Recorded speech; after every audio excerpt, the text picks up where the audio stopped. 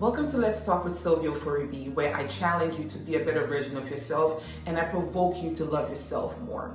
There's a lot going on in our country today around social injustice and systemic racism, which is bringing about emotions of hurt, emotions of anger, pain, hate.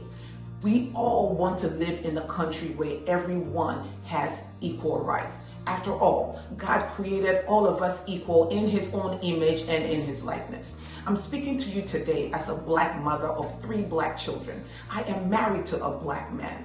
Listen, my daughter at the age of 3 broke my heart when she said, "Mommy, can you scrub my skin harder so my skin will change color to be white?" My husband has had issues where cops have pulled him over because of his skin color. I have had issues where I was pulled over by a cop because I was wearing a hoodie, driving a nice car in an affluent neighborhood.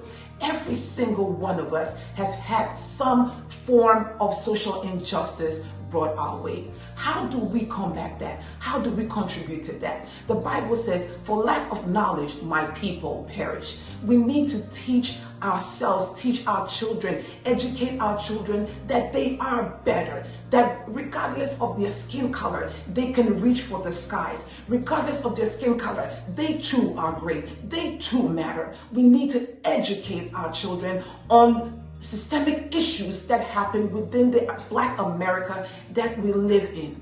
I also want us to remember to have meaningful and healthy conversations around these issues. We need to understand that someone's point of view might be very different from our point of view, but at the end of the day, all of us want the same thing. We want equal rights for everyone living in this country.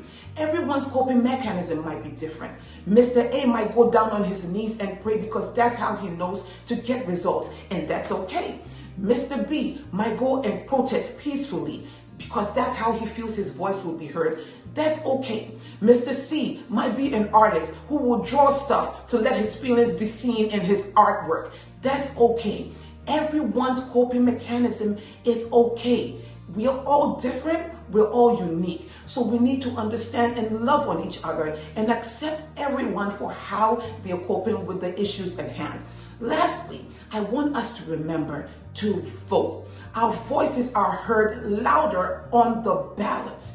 June 2nd, June 9th, June 23rd, June 30th, the primaries are going on in some states. In my state, it's August 11th. And trust me, I will be there to vote. We need to elect officials who will speak for us in the corridors of the government, in the corridors where change can happen, while we on the local level are also making our voices heard.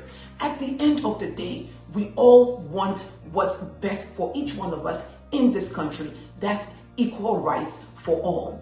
Listen, I pray for every single one who's lost a life due to social injustice. I pray peace for their souls. I pray comfort for every family that is broken and is still broken because of social injustice. I pray for every heart that is burdened, that is hurting, that is in pain because of social injustice. At the end of the day, we all need to come together.